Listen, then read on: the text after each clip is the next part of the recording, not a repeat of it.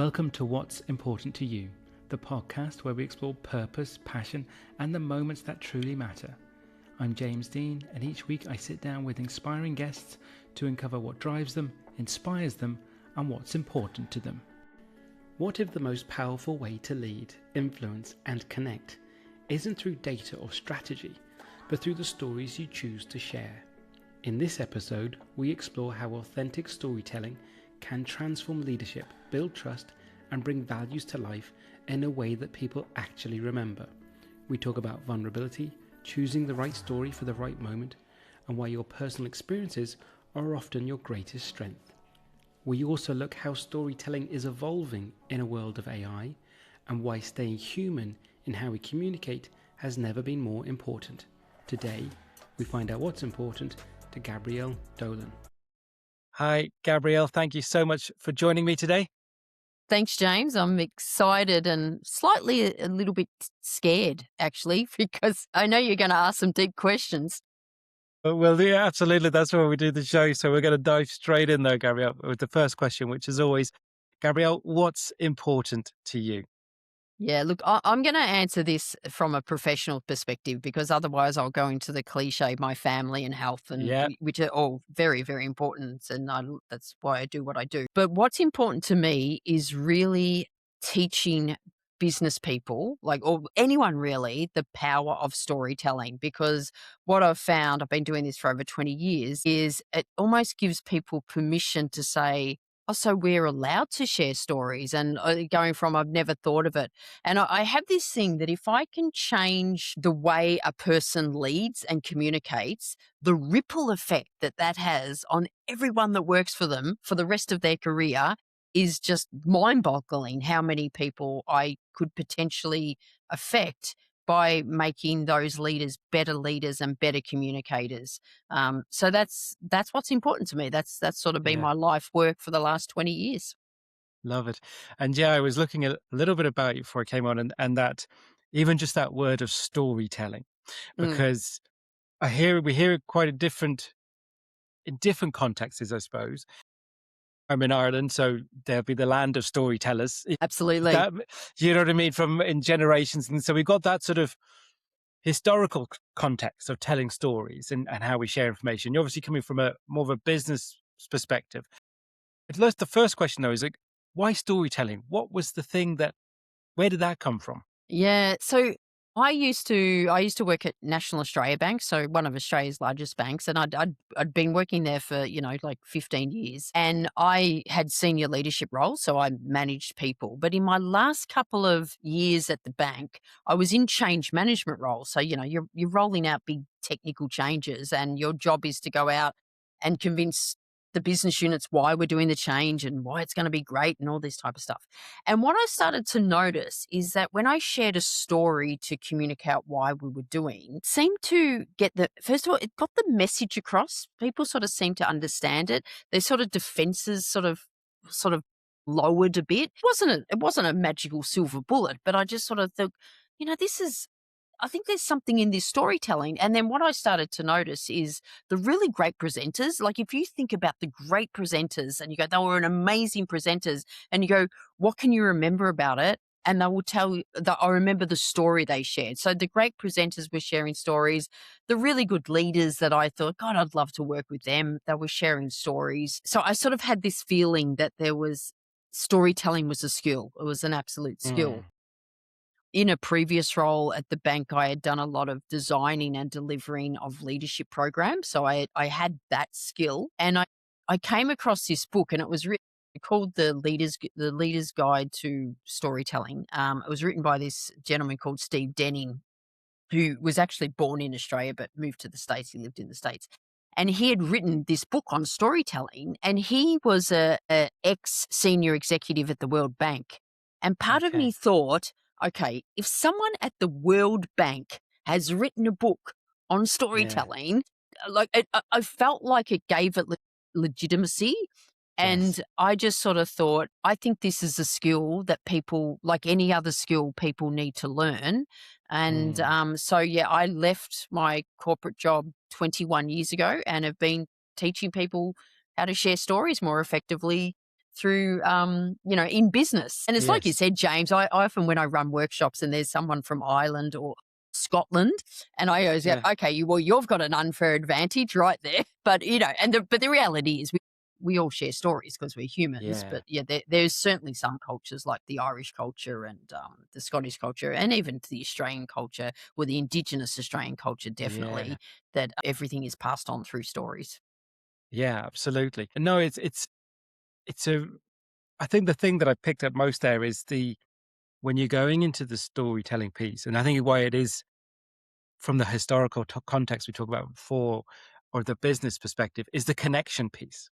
Yeah, It's as you say, when you're in any sort of corporate situation, and you say like change management or change anything that's changing, and because I again was in a financial career myself previously, so you're constantly in that world of, and if you're the people doing the work, shall we say, as opposed to peak, and more change has been, it feels like being imposed upon you constantly. There has to be that buy-in. There has to be that convincing of this is the right thing to do, because it's like, oh, but this is the immediacy is think about all the things that you're going to have to do differently mm, and how much extra work or whatever, or the resistance to change because everything's working, quote unquote. So it's how you're able to create that connection to bring the people along with you versus do it because I told you to do it. yeah, absolutely. So And so by relating it to something, as you say, makes them more slightly less guarded, or maybe some more open to hearing. I suppose it's giving context to why, isn't it? yeah, There's a behind it versus just do as I say.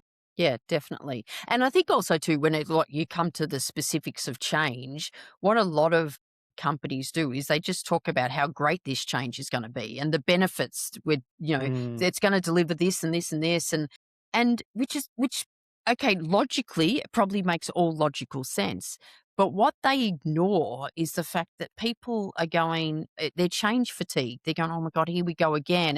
And even so the people, the workers, as you said, the people doing it, they logically see it's better, but they're going, this is going to be so much hard work, and we just got used to the last way, and there's nothing really wrong with this way, and why are we changing? So I think a lot of the messages need to focus on those type of things, and therefore once you go, okay, well that's the message. How would a story help me yes. communicate that better? Because there's one thing of saying, yeah, look, I know we're all change fatigued, and I accept that, but we're doing this. That seems like hello words. But if you share a story around change fatigue that shows that you really, really get where they're at, that you really empathize with their situation, then that's what helps. Yeah.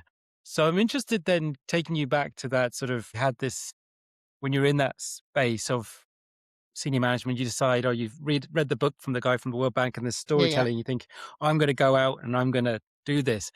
How do you do that initially? Because I'm sure there's some people probably going, Well, yeah. but you're in Yeah, senior yeah, management, yeah. right? You're going to go and tell stories. What are you talking Yeah, about? yeah, yeah, yeah, yeah. So I actually, that was the reaction I got from a lot of people. It was like, you've left your career at corporate Australia to teach people storytelling. What the hell is that about? I believe me, James, I got that a lot. So I probably skipped over a big chunk of my story there. It was I had applied for I think this was like the third restructure. You said you're in finance, you would Mm, know they just restructured so often, right? It was about the third restructure in 2 years, and I had applied for the global head of learning. So this was this big job mm, that I had by eyes set on for quite a few years, and I applied for it, and I didn't get it. And the person that sort of told me like that I wasn't successful, I remember her just saying to me, "What do you think you're going to do now?" And I remember thinking, I don't know, I remember saying, I go, "I think it's time to go." And so there was a bit of a mm, redundancy package. So there was a nice redundancy package on the table. Corporate Taslotto is what we used to call it. Our children, I was married. We had two children that were 2 and 5 at the time. And I just remember thinking, I am so confident that storytelling is a skill. And I'm pretty confident based on my experience with designing and delivering leadership programs that I could mm. develop something for this. Of course, I'd never run a business before and I'd never run anything on storytelling. And I just thought, I'm just going to give this a go. And if it doesn't work out, like if, I might give, I didn't set myself a timeline, but I thought, Mm. I'll give it a go for a year or so. And if it doesn't work out, I've had time home with the kids and I will just go back and get another job. Like, to me, Yeah. it was like, I'll give it a go. And like, where people go, what's the worst thing that can happen? The worst thing that can happen is the idea of storytelling never catches on. I don't sell any training programs. I don't make a living out of it. And I will just go get another job when the time's right. And so if that's the worst thing that can happen and the gain out of that is I've spent time home with the kids, like it's not even a bad thing, really. It's like if that's Yeah, the worst thing can absolutely. happen. So I would have a lot of people say it was such a risk you took. I mean, I guess, being my husband was earning money as well. I mean, Mm. I was earning more money than him, so we still collectively made a decision that. But yeah, but there was that retrenchment package. So, and seriously, in the first, I remember after 12 months, I had sold one workshop. Like, so after 12 months, I drew $500 out of the company because I felt I cannot go 12 months and not pay myself something. So I Sure. paid myself $500 for the year, the first Yeah. year. And then, and the next few years were really tough as well because part of my role was educating the market that this was a skill because that's Yes. that reaction of what the hell has storytelling got to do with anything in business was real and it lasted for years. And so gradually, over the years, business, more and more sales come through to the point where it was like, yeah, this is I'm not going back getting another job because Yeah. it turned out. It Yeah, worked out rather. absolutely. Absolutely. And you say it's only through so many things, it's only through retrospective we can see in a sense of when things do succeed and how they succeed. Before we go into sort of like how you actually help or the programs you deliver, one of the things like with storytelling and what you're trying to, when you're working with in businesses, one of the things I'm always interested in with storytelling is like picking the appropriate story for the message you're trying to deliver, if that's what makes sense. Yeah. So was that something, because there's one thing, a sense of telling a story and a skill in a sense of presenting it and how you arc a story in that, but it's also surely it's like picking the right story in the right context. Yeah. How So did that's surely a skill itself. yeah, yeah. So you're right. It's absolutely right. So if it almost worked backwards, there's a skill Mm. in telling the story, like the way Yep. you tell a story effectively. And you clearly would love the show, The Dairy Girls, being from Ireland, Yes, which yes, is one of my yes, favorite shows. And I yes. always say, you don't want to be Colin from The Dairy Girls. It just tells a story, goes on and on and on. It was like, oh my God. It was like, so there's an episode. So working backwards, there's a skill in telling the story. Before you get to the story, it's choosing the right story Yes, that's going to be effective. But before you even get to choosing the right story, it's what's the message you're trying to communicate. yes, And, and it, and you've got to be clear on what that message is. If yes. I'll give you an example of what I mean by Yeah, this, and if we go back to you know sharing stories to manage change, I was working with, this was probably about 15 years ago. An organization was going through change, and there was going to be some job losses. Like there is sometimes, yeah, always, not always, but predominantly job losses when there's going through change, and so the CEO I was working with, what would normally happen is they go, okay, so what are your messages? And the messages, they would probably go, why we need to do this change and why it's going to be important. They focus on the change. And this is credit to him. He said, my main message is I don't want to shy away from the fact that there's going to be job losses, but I really want people to understand that we are going to support them through this. And if it means exiting the organization, we'll do everything we can to help them exit the organization, or if it means retraining and they stay. And he goes, that is my main message I want to get across to them. Okay, so now that's your main message. And then finding the story was around that. Because if he had said, well, my main message is this change is going to be really great for the organization, and he found a story for that, but everyone's sitting there going, but I might lose my job. yeah, Like it's yeah. it's the wrong message and it's the wrong story. And when I worked with him on his story, he shared a time and he said, when I worked in a previous organization, and he said, and this was, quite a few years ago, my manager came up to me and said, we need to cut 50 people. And he said, he literally gave me a blank piece of paper. And he said, tomorrow morning, I need 50 names on this piece of paper. And he said, and if you can't find 50 names on, make sure your name's on the list. Wow. And he just shared that story, and he was telling me, he goes, I went home and I was so devastated by this. And he goes, I made a promise to myself right then that if I was ever in a position of this, where I had to do this, I would never treat people like numbers. I'd treat them like people. Mm. And it was just like, can you imagine, like, and he shared that story. Mm. Now, if you're in the audience knowing there's going to be job cuts, I now know that I am going to be respected and I am going to be supported because of that story. And it's the story that gives credibility to the message, as opposed to him just saying, there's going to be job losses, but we will work with you and support you and you'll be treated with respect. They're just words, but it's this. Can you see how the story really gives credibility to the message? Absolutely. Yeah. And it's also, to me as well, excuse me, that the word, when you're sharing that story about that gentleman, the word that comes up that's used quite a lot is about being authentic as well, that it's real, that it's not trying to come up with a story, excuse me, just to pad it out, Yeah. just for the sake of it. Yeah. There's some genuineness, and it came from his own experience as well. Yeah. That Absolutely. it was so related to his own perspective, his own values, I'm sure, because they're having to make that difficult decision at that moment in time as well. And to me, it's authentic storytelling. And authentic storytelling covers off on me two things.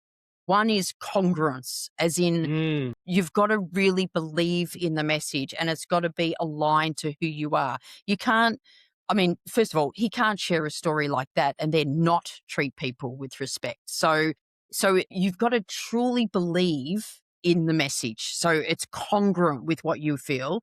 And then, of course, the story's got to be true. Because if it's not, and if those two things aren't there, it starts to feel like manipulation. And storytelling is about influence. There's nothing wrong with influence. As leaders, as parents, as salespeople, as teachers, we're trying to influence people to think something different or feel something different or do something different. So there's nothing wrong with influence. But if it's not aligned, if it's not congruent to what you truly believe, and if the story's made up or exaggerated, that starts to cross over to manipulation. Yeah, absolutely. And I think as well with that, the majority of people can see through that as well. People aren't stupid. Do you know what I mean? As much as they say, because I think a lot of time people, would I be right in thinking people want that influence in some ways? They want to be, whether it be inspired or they want to be brought along. They're being in, they don't mind the invitation to then, if especially within a company or that situation where because people, this thing at the moment, whether it's just always there, but we're hearing about it more because of the connectivity of the internet and social media, etc. The terms of, say, purpose or being aligned with the company, all these sorts of things, people do want that. So you know what I mean. So they're looking for their leaders or companies to bring them along that journey. So it has to kind of be real. Because if you can see through it if it isn't it? So people aren't. I think there's an element of people are looking for that. They want those people above them or around them to inspire them. Yeah, absolutely. And you talk about like it being aligned with values and company values. I think people have sort of always wanted that, but I think the younger generation, and when I say younger generation, it's probably anyone under about 35. It's just like they're more values aligned, and they will not even consider working for companies where their values are not aligned. And when we talk about companies' values, it's about the leader's values. It's the individual. So, sharing stories that demonstrate your values and then living and breathing the values, that's what that's sort of what we mean by authenticity, and that's what people love, and that's what people are attracted to. I was actually asked the other day, have I got a recent example of companies living their values? And I Mm. actually went to the Anthropic's decision Okay. Yeah, with yeah. the US military when they Yeah, wanted yeah. to use it, for things that they didn't agree with, and they made a stand. Now, on one hand, that is a massive risk, like, a massive commercial risk. But the actual opposite happened, where their share price went through the roof because Mm. people saw what that decision was aligned with their initial purpose and core values, and they saw that as being authentic, and so there was a massive reward on that. But Yeah. No, it absolutely. takes bravery, doesn't it, to Yeah. sometimes live Absolutely. those values? 100% absolutely. And it's how you when you're it's that piece of, as you say, it's staying true to what it is, and then how you then communicate it out. Because it's everyone, the cliche of any company can put values on the wall. You know what I Yeah, mean? It's the demonstration then in action of how you, when it really comes to a crucial decision or a point, like that example, or the gentleman before about the job losses. It's one thing the saying, is then pairing it with the doing as well at the same yeah, time. Yeah. absolutely. The vast majority of the work I do, James, is, running internal workshops and for Mm. companies that are rolling out their values. So they need to communicate their Okay. values, because I mean, you would probably be familiar with this. You look at company values, like, seriously, if you looked at every company and put their values, you could throw a It's a blanket and 90% of it would be the same, right? And it might be small group. different. It's a very small group and they might have different ways of saying it, but most values are the same. And, we can print them up on walls, or we can print them on coffee mugs and whatever, but it's I truly believe that there's only two ways to communicate values. Mm. One is living them consistently all the time, so people get to know this. Like, if you, James, if you want to be known for integrity, and if I worked with you for 10 years and every single action we had you showed integrity, I would go, well, yes, that's definitely one of your values. The other way to communicate your values is through stories. And Mm. it's stories that demonstrate when you've done it, or stories that demonstrate when you haven't done it and the Yeah. regret you have. I think they're the really Mm. powerful ones. And that's the because you could have all the words you like on the wall. It's only the stories that demonstrate the value. If I'd love to give you another example Yeah. of this. It was I did some work about 10 years ago with a company, again, teaching their leaders how to communicate the company values through stories. And one of their company values was doing the right thing. And Mm. so, I said the process before of how you choose the right story. So the process I take them through is go, okay, you want to communicate doing the right thing, and your company has said this is what it means, blah, blah, blah, blah, blah, which every company does, and that's fine. But I always say to the leaders, go, what does that mean to you personally? Like, what does doing the right thing mean to you personally? You'd be amazed, surprised, James, probably even disappointed is the word, where I could be working with senior executives and they'll go, well, it means, well, no, they might say something like, oh, well, it just means, like, telling the truth or whatever, being transparent. And I go, what else does it mean to you personally? And they'll go, oh, gee, you've put me on the spot here. I haven't really thought about it this much before. So first of all, they haven't really thought about it, which Yeah. first of all, how do you share stories about it when you're not even clear on it? But how do you live it consistently when you're not even clear on it? So I go back to my example. I said, Mm. doing the right thing. What does it mean to you? She said, well, it means telling the truth. I go, what else does it mean? She said, it means if you say you're going to do something, do it. And I go, what? And I keep pushing them. I push them like 3 or 4 times to go, and what Mm. else? Because it's normally on the third or fourth time they go, what it really means to me though is, and she said, what it really means to me is doing the right thing all the time. She goes, I think we are really good at doing the right thing when it suits us, not so much when it doesn't suit us. So, okay, so now that's the message. So instead of trying to find a story around doing the right thing or integrity or whatever, it's been really specific on that. And now if she had said what it really means to me is if you say you're going to do something, do it. That would be the message. So we're trying to Mm, find a story on that. So then I take people through the process of like, well, where have you experienced this before? Was your parents taught you this, or a teacher, or where have you done it? Where have you not done it? So I take them through a process of finding the story. And then obviously I take them through the process of how to structure the story. But this is the story that this woman Anne came up with, uh, as in it's true story, clearly. yeah. And I'm just going to share it with you, and then Yeah, I please. will sort of say, well, what's your reaction if you Yeah. heard this?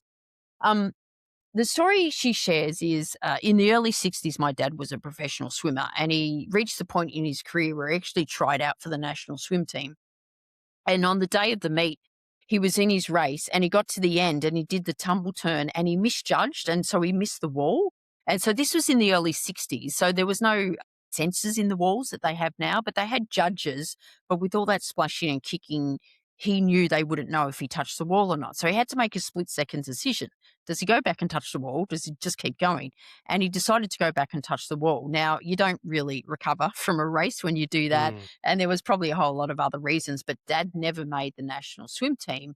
And growing up, I would often hear Dad share that story with he would be sharing it with friends, and people would ask him, "Have you ever regretted going back and touching the wall?" And he would always say, "I've never regretted that, because if I didn't go back and touch the wall, I'd have to spend the rest of my life knowing I did the wrong thing." And I'm sharing this with you because it reminds me of our value doing the right thing. It is only a matter of time before we will come across our own go back and touch the wall moment. And I invite you to consider what my dad would do. So what is that what does that story tell you about this Anne, about her leadership, and what are you feeling? it's the doing, I say it's about doing the right thing. It's the completing the fullness of the doing it all. Completing it is more important than the win. It's like Yes. the winning is, yeah, we want to be successful. The goal is there. That's, whether it be successful or making the team, but it's doing it in the right way. We're not doing it because it's also, I'd say that it's also that person, the dad in that situation is like, whether it's my word is thinking, no, I don't want to cheat. I don't want to Yeah. cut the corners, because it's one about himself, but it's also maybe I don't know if he's thinking about the other people that are swimming as well. It's not fair Mm, on mm. everyone else if I don't do this. So it's that sort of, it's the willingness to, that sort of one that I actually would have not as familiar, not as don't resonate with as well. The win at all costs. That's not Yes. me. Yeah. You know what I mean? That to me is like, well, I'll just go through everything and anyone to get what I want. And it's kind of like, well, actually, no. Whereas the dad in that situation is kind of like, no, he's like, I didn't do it through, you say, just because it was a misjudgment. It wasn't Yep. because he was deliberately Yeah. or he just Yep. got it wrong. Yeah. So I think it's, yeah. So I would say it's like, to me, it's that thing of, again, whatever the word is, integrity. It's like, no, it's the win as much as I'm sure he was desperate for it. It's not above the fact that he didn't do it in the right way, Yeah. you know? And so the reason Anne shares that story is because her leadership style is, Mm, yes, we want to win, mm, but it's not a win at all cost mm, situation. And her leadership styles, if you do the right thing, I, yep. I will have your back, even Yes. if Yeah. we don't get the outcome we want. So, and also the fact that when she tells it, it's about her dad, right? When she Mm, tells it, she is so proud. Like, you just see pride in yeah. her. That, first of all, what I get when she tells it is this isn't a company value she's towing the line No. for. She was raised Yes. this way. This is Yes. absolutely in her, and it's almost like she doesn't want to disappoint her dad. So, and we talked about, it's the authenticity. It's got to be congruent. Mm, You mm, can't tell a story like that and then not follow through on it. yeah. And she doesn't have a problem following through on it, because that's her leadership Mm, style. So, yeah. and she has told me that decisions, sitting around and a decision needs to get made, and she goes, the conversation will start the typical way. Well, we need to make a choice of what we do, A or B, and people go, well, we don't technically have to do A. Like, we're not legally obliged to do A. And she said, someone, this is our go back and touch the wall moment. What's the right thing to do? And she goes, everyone will go, oh, well, clearly A is the right thing to do. She goes, well, that's what we'll do. So we don't worry about whether we're technically obliged or legally obligated to do it. It feels like the right thing to do, so we will do that. And so to me, that's values in action. But it's, again, going back, it's the story that gives credibility around it. But isn't it that just literally just get goosebumps when you say that, when you have, that shows the positive on the absolute impact of the story, when it then permeates that sort of word of culture, you know what we say, because the culture is the whole thing of behaviors and attitudes. But if someone is in a meeting, even if she wasn't in the room, and they say we need to touch the wall, then you know, like, there's just those 3 words. Yep. Do you know what I mean? We need to go, those few words, we need to go back and touch the wall. Yeah. That shows how impactful it can be and how it sort of can permeate everything. Only those few words of that sentence, everyone can remember the story and how they felt in that moment. And they go, because they can start picturing her telling the story. They can start maybe imagining her father. And it's almost like, oh, right, okay, we know what we've got to do. It's a real powerful thing, right? And and the point is too, she knows how powerful that story is. Yes. Every single person that works for her, she tells that story to them. It's it's part of her induction program. Sure. And it's so powerful that you're right. She would not even need to be in the room, and someone would say, okay, we need to decide whether we're going to go back and touch the wall, or, or this is our go back and touch the wall moment. And everyone just goes back to the story. You don't need to retell the story. It's just, it's so powerful. And the reality is she is she's changed companies like 3 times now. And so she no longer even ties it to, I think the next company she went to, their value was honesty. So she linked it to honesty. But she has said to me, she says, look, it's irrelevant what the company values are. It's my leadership value. Yes. And, she has said to me that 60, 90-second story sets up for everyone what they can expect from her as a leader. Then that's the other cool thing. How efficient is that? There's a lot of work into getting that story right. Yes. But in terms of efficiency, it's probably the most powerful minute she will get to speak to any member of her team. Yeah, absolutely. Because one of the things when you're working with someone, if you're trying to help them sort of curate the story they're going to sort of tell to try and create that sort of impact, is there an element of when you're working with the person to enable them to become vulnerable? Because if they are going to be sharing something that, as you say, it has to be true, has to really be about them or in some way, there's an element of having to share something of themselves. So is that something that people have to kind of work through to get there? Yeah, they do. Well, one of the, I think the main reasons people don't, because so when I focus, I mean, stories are powerful, and there's different types of stories you can use. But I think one of the most powerful stories is the personal story linked to the business message. So, like the story about her dad's clearly a personal story, but it's linked to the business message of, doing the right thing. The previous story I spoke about was a personal story, but the way he told it was very personal, if you will. So the reason people avoid telling stories in a work situation, and especially those personal stories, is it takes vulnerability. And it's not that the story has to be vulnerable. It's not as if the story has to be about, these really bad stuff that happened or really emotional. Some people just have an issue of just sharing a story, like something really simple as a kid, sharing a story when they were a kid and their parents would say something to them, and they don't even want to share that because they're sort of going, part of them's going, well, why would anyone be interested in that? Like, it's not professional, all that stuff. So there does take a form of vulnerability to share these types of stories. And of course, there's some stories that are more vulnerable than others. And sometimes it can take real courage to do that. But I often say the very best storytellers I've seen have the courage to step into vulnerability. And as we would know from the work from Brené Brown, that Yeah. vulnerability is a sign of courage. Yeah, absolutely. And I think, is it because you just touched on it? One of the other things is, I'm sure that people think when you're working with them is like, I don't have any stories. Yeah, I I'm don't sure have you. any stories. Yeah, I just don't have any stories. It was like, well, yeah, what they're saying is I don't have any of these big amazing stories. And I was yeah, like, you don't yeah, have yeah, yeah. you don't have the climbing Mount Everest type stories, but Yes, the climbing yes, Mount Everest type stories aren't really relatable because yes, none of us yes. have done it. Yeah, So it's yeah, just I get people that. And one of the cool things I do, James, in my workshop is like after I've taught everyone the process and the framework, I get them into small groups to share their stories. yes, Part of that is the training 101. You've just learned a skill, practice it. But the yes, other reason I do it is because they get to experience the power of it. So yes.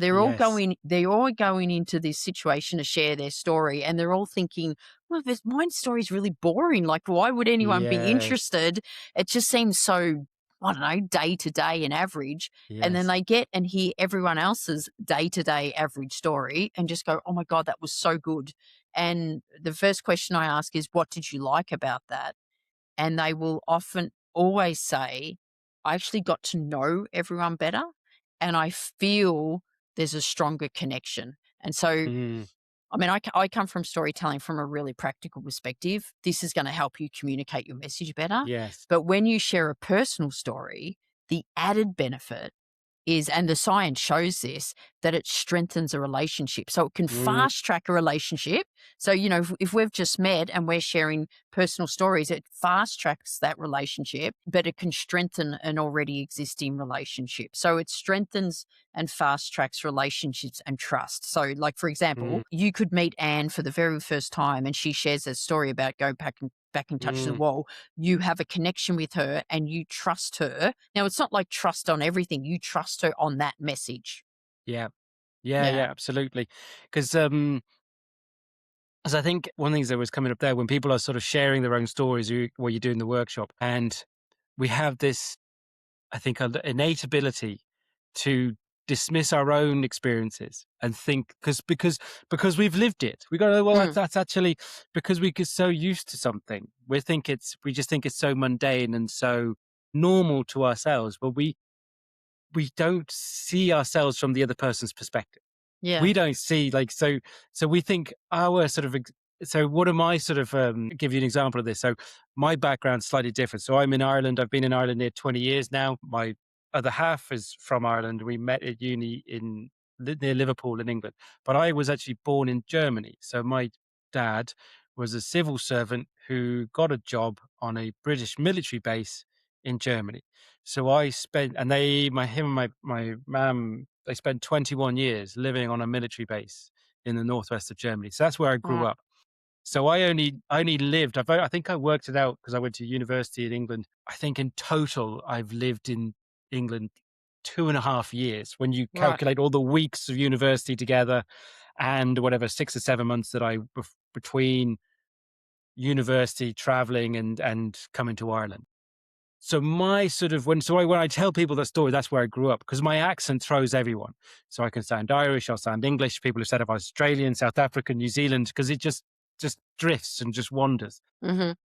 My youth growing up to me was completely normal because that's all I knew. That was where I was Yeah. from.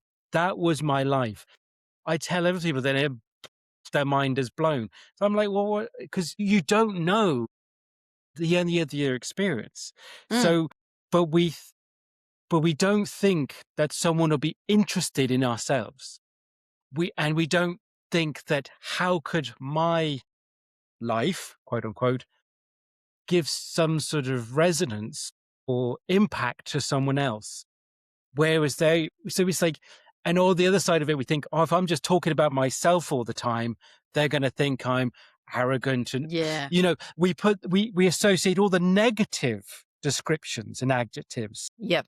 on our stories versus how could this actually demonstrate a positive. So the one thing is I realized and I recognized with my sort of upbringing and growing up is we stayed. We were the one place we lived in, which is unusual in sort of a military context. But my dad was a civil servant, not in the military, so we just stayed as part of. He was a social worker, so that was his role amongst all sort of the families within the forces. But people would come and go, so people would like 2-3 years. And through all there was obviously schooling throughout there, had all my education there. So people coming into news to schools and go. So I could make friends very quickly. I will talk. This is the first time we meet. You can see I'll talk to, happy to have a conversation with a stranger about anything. And it's only because I realized afterwards, because that's how I grew up. You had to. You had to make connections. You had to make friends, and you had to accept at some point they will leave. It was just, and the theory, I can move, I could live anywhere because I am one of those people, as in theory, I don't have a home. I am literally the cliche of wherever I hang my hat. Yes. Because where I grew up is no longer a place. It's just, it doesn't exist anymore. It's no longer a working military base. I don't have a home in the UK because my father passed away a few years ago. My mum has gone back to where she was from. My siblings are all over the shop being in the UK. So you could look at it one way and I go, well, I'm just everywhere. So it's how you relate your own story and then realize how it could impact other people. Yeah. And it's tying those things together. And I think when it comes to then what you do in storytelling is, as you say, tapping into people, you're more interesting than you believe you are. Yeah. You know what I mean? And it's and it's getting people to kind of pull it out of them because they go, no, you don't think you're interesting because you've lived with that story for your life. Yes. No one else has heard it. Yeah. You're so right. And like, even when if you're trying to communicate, one of your strengths or whatever that you just can build connections really quickly. And like, if I was working with you, it'd be go, well, how did that come about? And you just keep asking questions, and then you hear your upbringing, you go, well, of course that's where it came about. It's sort of, that's in you. That's part of you. Adapting, like if you wanted to give a message around adapting to change, it was like that's been your entire life. Yes. So yeah, and it's just sometimes it's sharing those stories that gives you, like, you just say you want to be known as, the person that's adapting and flexible and stuff.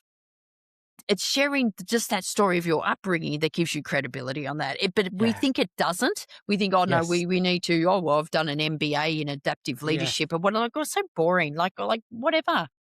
Yeah. I was speaking to a guy the other day, and his sort of whole business is around process improvement. And he was talking about, like, he grew up in Canada, and so there was heaps of snow, and he knew when it snowed, you know, he wanted the snow to melt because then he could get out and play. And he knew that the snow melted faster when there was like a stream of water running through it. So as a 5-year-old, he would get out with a stick and try to create a little thing. But just by sharing that story gives him credibility around the fact that he is a process improvement expert.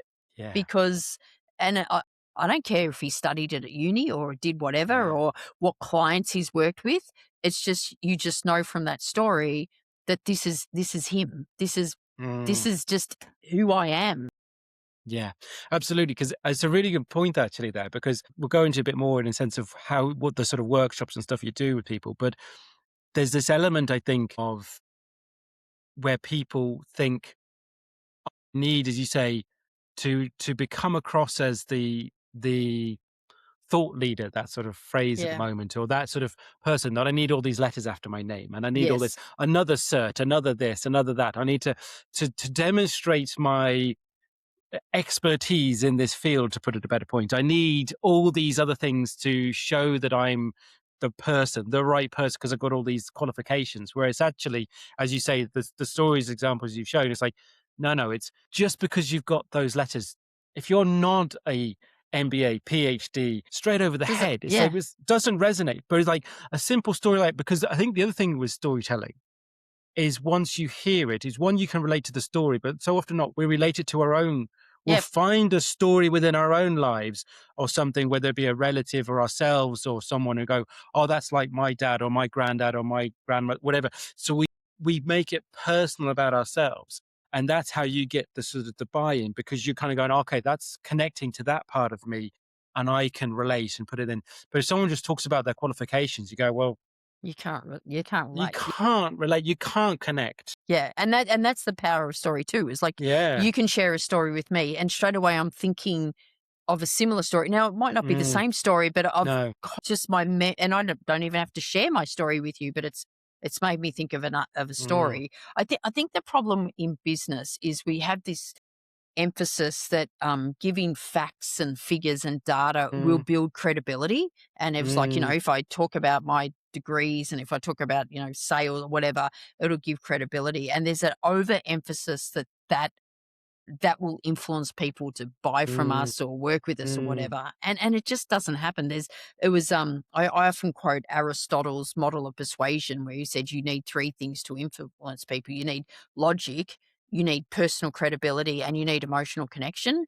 And you need all three, but the two most important are personal credibility and emotional connection.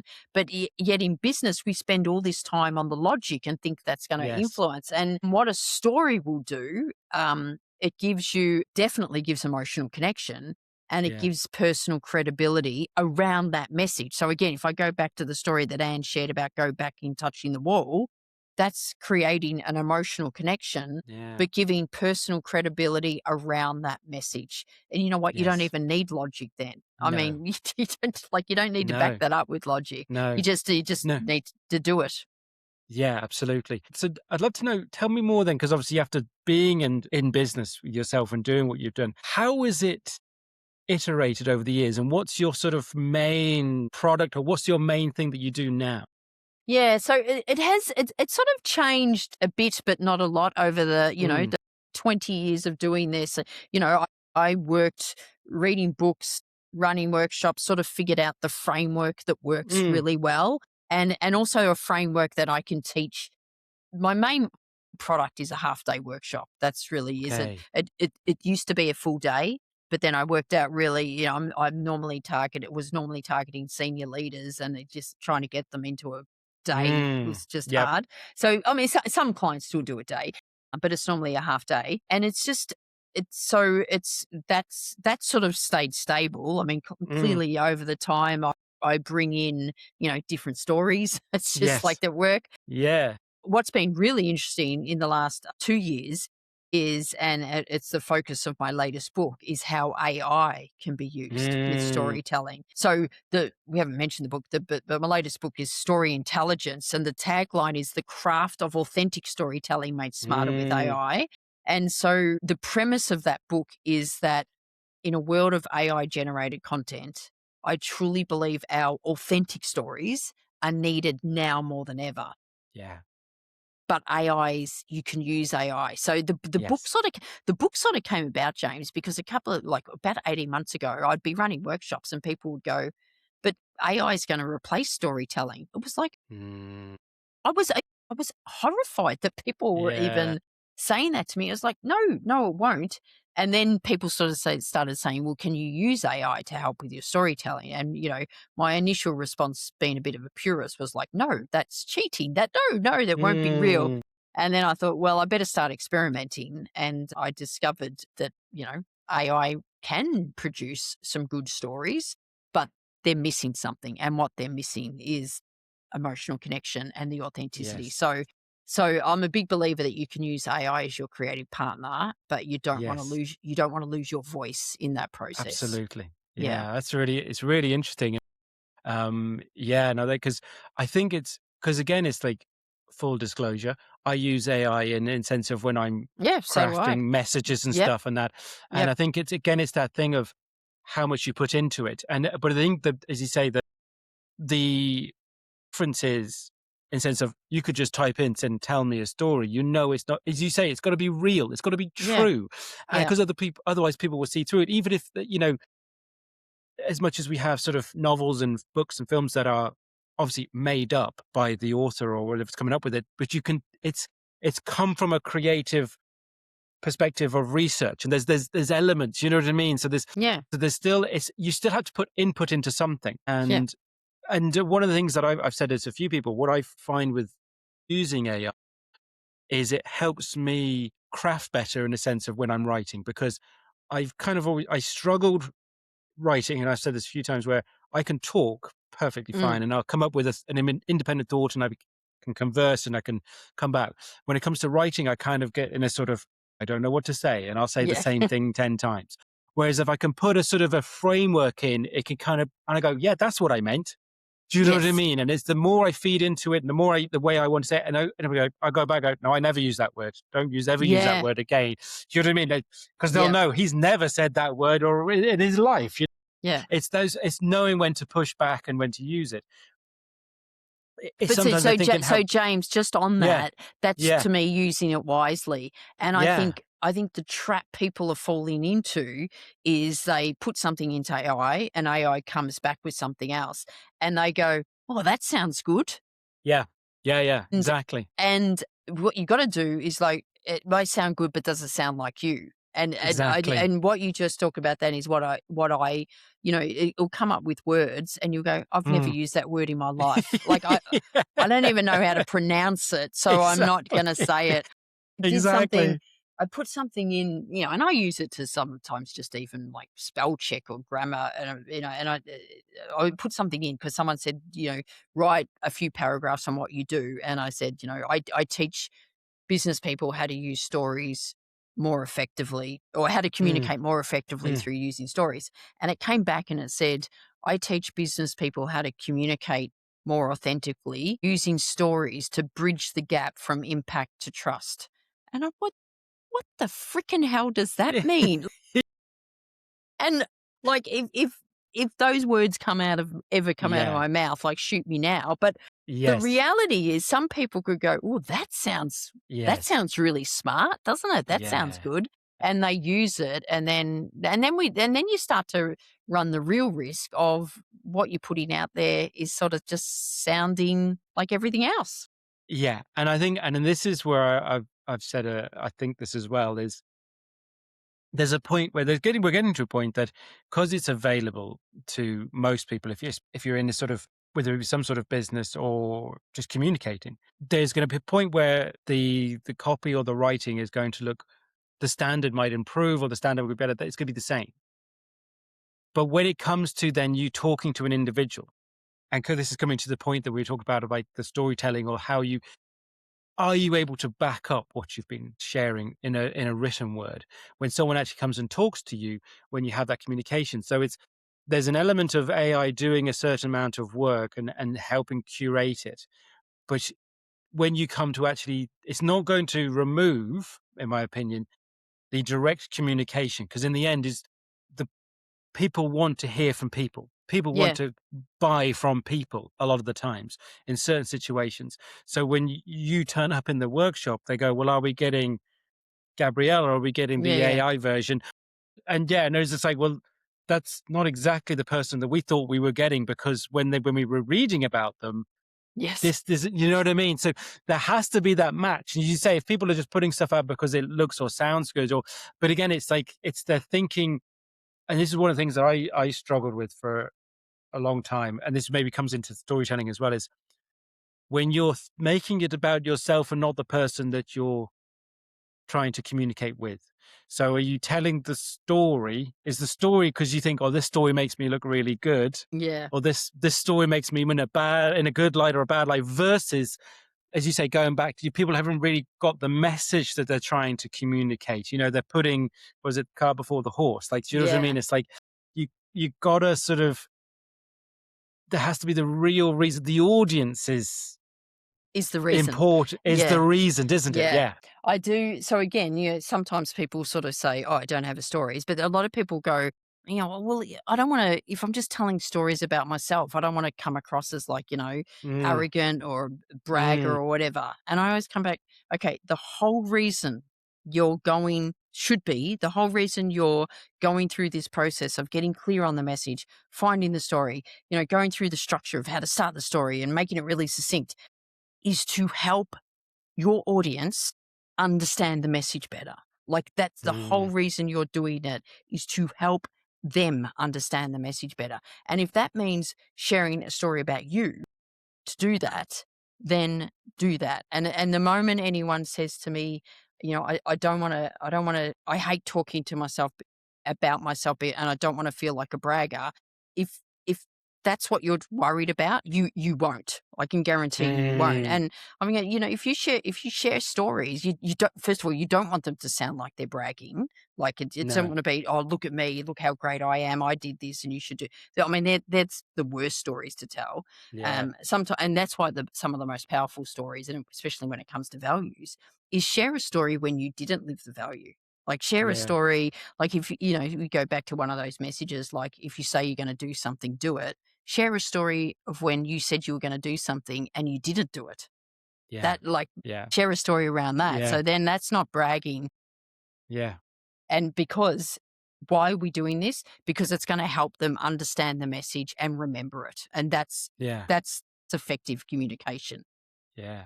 I think as well, then if you get people into this way of thinking of storytelling to try and impact other people, I think it can also unlock some things about yourself that can help yourself as well. When you start Definitely. telling stories. So if you don't mind, I'm just going to share one myself actually. So, because you got me thinking about this as we were chatting. So there's one about sort of being grateful and the whole thing of gratitude and practicing. Mm-hmm. And people say you can, different ways you can practice gratitude. Well, I always come back to this one. So this is obviously genuine. So my wife and I, for a number of years, have participated in triathlon, and particularly was going towards Ironman. So that's the long distance Yep. triathlon. And the first time we attempted one, both of us doing the sort of long distance, so it's the 140-mile swim bike run. It was in Chattanooga in Tennessee in the US in 2016. And we've been training obviously well over a year, 2 years up to this race. The big one, we're going to go to the States to do it, first time doing it. And obviously the money, the time, everything to get over there to do the race. We get to the day of the race and it's hitting plus 40 degrees C on the day. And it is just literally just cooking us. And the thing is, if you've not done Ironman before, you have time cutoffs. You have to do each section within a certain time frame. Otherwise, you're not allowed to continue on to the next section. So we both got through the swim fine, out onto the bike. And I mean, it is just, I've never been in heat like it. And trying to cycle 112 miles was just unreal. Long story, the short story version is neither has completed the bike section of the race. I got Right. to the end, but I was out of cut. I was out of time, couldn't carry on to the run. My wife, she got picked up by the bus, basically, the Yep. stragglers. Like she was Yep. just, we were like, Jesus, we've done all this. Neither has got the medal. You're having to walk past all the finish line with people that did. But it turned out, I think that race was the highest DNF rate for years. And, so many people, just the weather. We were like, okay, we've got another week in the US of holiday that we planned. We'll carry on and enjoy the rest of the time. So 2 days later, we land into Washington, D.C. in the morning time. And we've flown to, I think the day after the race, we flew to Atlanta. And then the next morning, we flew to Washington. So we get out of the first flight in the morning, we're 8 a.m., coming out of Washington Airport, Reagan Airport. And my wife's just, I'm not feeling great. And I was like, yeah, it's probably because we just tried to do an Ironman 2 days ago in 40-degree heat. And you got to 110 mile on the bike, like, you know what I mean? I was like, we'll get to the hotel. You're just tired and all the rest of it. Get to hotel. She's still not feeling great. And I was like, well, very Irish and English. So we'll have a cup of tea. Yes. Still wasn't feeling great. And I was like, all the stuff we had planned, we get into our room, we'll just chill for the day. And the longer the day went on, she still wasn't feeling great. My wife, she's not one for, hey, I'm not feeling great. Or, she wouldn't. And at one point in the evening, she just moved. She was lying down, trying to sleep. She just moved and she just started crying. And I was like, this is very unusual. Mm. Got the doctor out. Doctor comes, I think you need to go to the hospital. This was about 7 o'clock in the evening. Midnight, she was being rushed in for appendicitis and having her appendix removed. The doctor came out at 1 a.m. to tell me that surgery was successful, but he had to, because it spread around the hospital that we were the two people from Ireland who were doing the Ironman 2 days ago. Right. Okay. Everyone knew somehow where they come, you the people doing the Ironman? And we were like, yes, but is my wife okay type thing. So 1 a.m. he came out and he basically said, oh, everything was fine. Surgery went, but he said that the appendicitis would have been present when she was doing the race. So Oh. while she was on that bike, and he said it had grown to the length of basically her arm, almost her appendix, it had swollen Yeah. so much. And only the fact that she's fit as she was, that it hadn't burst. So she had been doing the race with appendicitis, and we were in the middle of nowhere, and people were collapsing all over the road because of the heat. So God forbid, if Mm. she'd collapsed, they might have just thought it was heat stroke. and not necessarily appendicitis. So my whole thing of like the disappointment of not succeeding to the gratefulness that she didn't get ill on that day, how both those things can be true. So when it's like the gratitude piece is genuine because it's like, well, that could have been so much, literally the worst thing. Yeah. So it's so often in those moments of disappointment because you didn't get the thing that you thought you wanted the most. That sort of medal of being an Iron Man, that was all we were all consuming for both of us. That's all we wanted. And then to come out of it going, well, we're both here. So it's like, so that's a story I tell myself. Yeah. Well, the stories we tell ourselves are very powerful. To remind. So I think the reason I share it is, again, though, is like the storytelling piece of what you're trying to do for people and in companies is so impactful. But I think we so often forget our own stories and how they can be our own guides and all these different things that we have. But we think they're just part of it. So we don't actually pay attention to them.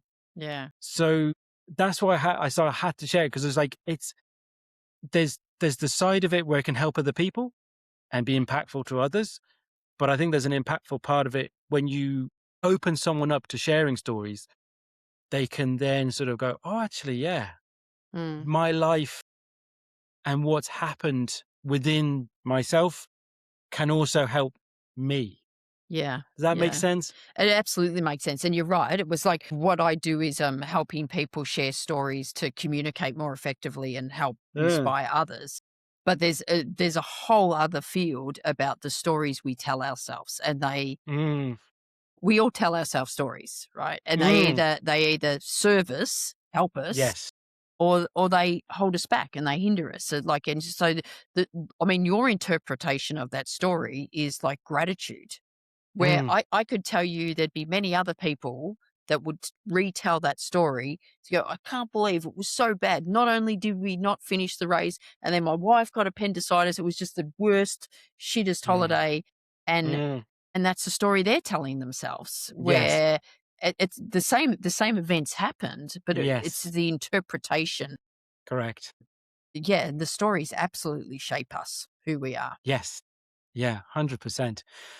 You said you've got to go back to a new book coming out, but you already have one other book out then, is that right?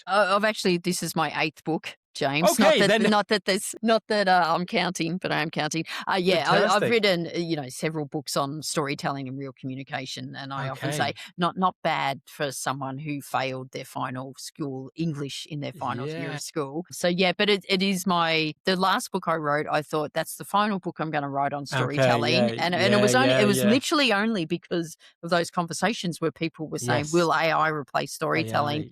And can you use AI? I just thought, oh my God, I think I need to write,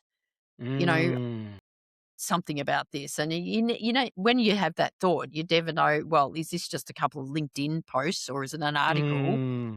Yes. And I thought, no, I think there's something really in here. So it ended up being another book. So I started writing it November 24. Took about 6 months to write it. And then, it's then another 6 months to go through publishers and printing and all that type of stuff. So it was published December last year. Okay. Yeah. Very good. Yeah. That's fantastic. No, I mean, I love even just the fact that you said that you've written 8 books and your sort of academic experience within that sort of field, in the sense of failing English. I think it just, again, demonstrates, in the sense of so much of the conversation that we've had, is the doing of something. And so you could, again, about the storytelling, you could have told your story, well, I failed English, I'm never going to write a book. Because why would someone read a book from someone who's failed English? Yeah. Or, or failed at a level of their education, quote unquote failed, if you know what I mean, from the perspective of that testing system. And it again, it's this thing of, we can do the thing. There's no rules. Do you know what I mean? In the sense of, there's no reason you can't write a book. No. It's whether the truth is where the content that you write, if someone's willing to publish it and someone's willing to buy it, someone's willing to read it. That's the only measure. Yeah. The only measures. Exactly. Yep. So I think it's fantastic. And,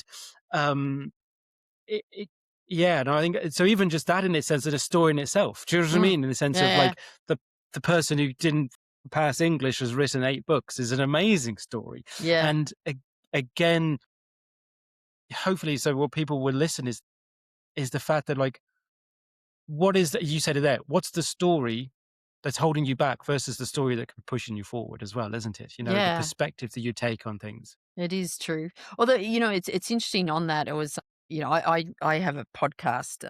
Mm, I co-hosted, and there was one. We did one podcast a while ago on imposter syndrome, and we were mm, just talking about, well, we all suffer from imposter syndrome at times, and my co-host goes, "Well, you don't suffer imposter syndrome from like you're a global keynote speaker, you're an author," and I go, yeah, well, keynote speaker. I own that title. I'm an amazing speaker. I do a lot of speaking. Author. I'm sitting there going, and I said I wouldn't call myself an author. And they go, well, you've written all these books, and I go, yeah, I don't. And you know what I think it comes down to? This imposter syndrome is probably that I failed English, and it was yeah, like, yeah. so I'm sort of I've even though I think I've just started to own the fact that I'm an author. And Mm, so people can't even comprehend that. It was like, didn't you just own that fact after your first book? I was like, no, I think mm, it's taken me 8 books mm, to own that. And I truly think it probably does come back from, you know, failing English, you're always getting mm, told, I'm not a great speller. I'm terrible at grammar. mm. I have these Yeah. editors. Although the other day, James, oh my God, this is so cool. It was saying because of AI, and they're like, you can really pick AI generated content because it's absolutely perfect. Mm, And it's almost to the point that if you've got bad grammar and a few typos and spelling errors, people know it's not AI. And I was like, yes. yay, finally now. Yeah. It's like, This is it's a this. strength. This is now a strength. Exactly. This is where you and I actually come into Yeah, our own, like, yeah. It was like I because knew I knew it would work eventually. yeah, because I because it's so the similarities, right? Because I was the same as like when I going all the way back to sort of my GCSEs would have been in when I did my education there in Germany, the English education system, and I was destined to sort of fail, and still now, one of my proudest days, to get like a double B in English. And I think when my dad saw it, he was just like, because we worked so hard, like I had worked so genuinely hard to get that. He was in as much shock as I was when I got it. But it was, and it's like even now I'm the same. Like, because if I'm type it, it'll be I'll double type. I think there's this thing of now, and you don't jump onto the bandwagon of everyone having some sort of neurodiversity. But I Yeah, think yeah. it's like me and my wife have this kind of constant sort of debate with each other that I think she thinks she has an element of ADHD and I think I have an element of dyslexia. So I say, well, a dyslexic and someone with ADHD, Oh, meet or yes, yes. something. So yeah. You're So it's like, dyslexic, so you can't say yeah, AD. yeah, it's D, exactly. Yeah. So, because I'll sometimes it's like, and it's not to the point where it's like, there's some people it's very, this sort of much more challenging, but it's like, I genuinely would be like, I will read things and it's like I was literally reading and I literally, only when you spotted it, was like where I was reaching out, could you come read this for me? And I was reading something for her. I was like, that doesn't read right. That's the wrong word. And she was, what are you talking about? I was like, oh, that says that. And I looked at it again and I'd read a completely different word. I'd Yeah, literally, because in my head, I'd already made up the sentence, if that made sense, yeah, so and I was like, oh, that yeah, doesn't make, so it's funny, like, but it's again, it's, if you, the challenge you say, like you now yourself, after all, publishing those number of books, 8 books, and still accepting that word, because I get it, because it means it takes a different connotation. And I think this is where the outside perspective, it's almost like they'll get frustrated with you or they'll get annoyed and go, why are you denying this word or whatever? And it's like, mm, these take a lot of time, I think, for ourselves to kind of process or work out how they sit with us or don't sit with us and stuff. And I think it's also okay to enable ourselves that time. I think the difference is how long do you want to spend within that time frame, isn't it? yeah, And yeah. how long to work through it, and how long maybe we put it off or accept Mm, it. You know what I mean? mm. And that's but I don't think is a right or wrong thing to do that. No, no. And I think sometimes when you come back to imposter syndrome, we all have it. It's just how long you sit in it. Like Correct. some people could have it for a day, and other people Yes. have it for years and years. Yes. But Yeah. I Yeah. should sort of bookend that story to say 2 years ago, I was asked to come back to my secondary school to give the graduation speech. Wow. And the main purpose of my speech is that your marks will not define you. Like, Totally. try hard, Yeah. but, no one's ever going to ask for your ATAR score or whatever score again. And this woman came up at the end and said, she introduced herself and she said, I'm the English teacher. I've taught here for 15 years. And she said, that is by far the best graduation speech I've ever heard. And she said, and if you were in my English class, I would have passed you. And I'm thinking, okay, can I get like an honorary, like, and when I say I failed, I got 49%. I only needed one more percent, and I felt like I needed to get an honorary pass or Yes. something. Yeah. Yeah. 100%. Oh, 50%, James, 50% would have done. Yes, exactly. Would have been fine. Yeah. Exactly. Absolutely. We could keep talking all day. It's been wonderful to chat to you. I have a few questions that I ask everyone, so I'll go into them now for Okay, yourself, go. Gabrielle. So, first one, is there a quote or a phrase that's important to you? Yeah, there's a quote I've sort of lived by, and it sort of says, it'll be all right in the end. And if it's not all right, it's not the end. And I just, when things aren't going well, and, I say to my kids, it was like, it'll be all right in the end. And if it's not all right, it's just not the end yet. So I love Yeah. that quote. Yeah, no, that's a fabulous one. Fantastic. Who have been the biggest influences in your life? Again, if I sort of stayed at a professional level Mm, around storytelling, it was some very early authors that had written books on storytelling. So Stephen Denning, I've written, Annette Simmons, Laurie Silverman are probably the three. They wrote books like 20 years ago, and it gave me the confidence that to go out and do this, yeah. what I'm doing. And for me to go out on my own and teach people storytelling, it's been life changing. The life I have now, we have now, our family, it just would not be, it would not have been achievable if I'd have stayed in the corporate world. Yeah, absolutely. As I said, it's been wonderful to chat to you. I have one final question, which is what's important for your future? I'd say the real focus at the moment is marketing the book.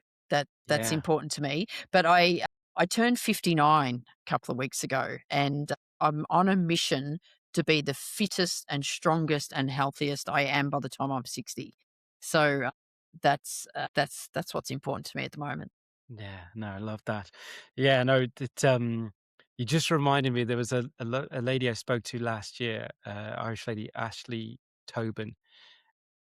Her sort of work is very much about working with women sort of from 55 older and coming into the phrase that she used, this word of enchantress warrior, I think was the Right, phrase that she okay. used at this time of their life, because she was like the sort of terminology that was given to women approaching 60. It was just these awful words Oh, that yeah, like she yeah, just yeah. like crone And and I stuff. think And that, she's 60's yeah, 40. yeah, It's just like, absolutely. And one of those words again, and one of the things she said is about being as fit as possible and going in and thinking, as you said though, it's like just even your previous quote there is, it'll work around at the end. If it's not the end, it's yeah, not, you yeah, know what I mean? yeah, It's yeah. like that sort of longevity in that. So yeah, Yeah, no, I think yeah, yeah. it's a wonderful thing to look Yeah, forward I, to. I I sort of feel really excited because I think the first, from 20 to 40, I sort of worked in corporate and did that. Sure. And then almost like 40 to 60, I've been running my own business doing Mm, storytelling. And while I will still do that, I'm actually really excited about what 60 to 80 will look like. yeah, yeah. And you just go, God, look, you got no idea. Like, and I Yes. still be planning to be doing stuff when I'm 80. Yeah. Uh, Yes, absolutely. And yeah, and I wish you all the best for it. So it's been, as I say, wonderful to talk to you. I want to make sure people continue to know about you, know about your book and everything else you do. So we'll have links in the notes. But if you want to give a shout out now of where people can find yourself and everything else online. Yeah. So I'm very active on LinkedIn. So Gabrielle Dolan, and our website, gabrielledolan.com. But yeah, you can buy the book from Amazon and all the regular online stores. And if you like listening to podcasts, which you do, because you're clearly listening to James's podcast, I run my own podcast called Keeping It Real with Jack and Ral. I'm the Ral of that duo. And so we pump out something every Monday, really short podcast, and it's all around sort of business, career advice, and different episode every Monday. Excellent. We'll make sure all the links that Gabrielle just said are on the notes. Thank you once again for chatting to me today. Thanks so much, James. I've really enjoyed it. Thanks for listening to What's Important to You. If you enjoyed this episode, follow or subscribe wherever you get your podcasts. And if it resonated, share it with someone who might need it too. I'd love to hear your thoughts. Leave a comment or ask a question, and let's keep the conversation going. I'm James Dean, and I'll be back soon with another real conversation to help you reconnect with what truly matters. Until then, take care and stay curious.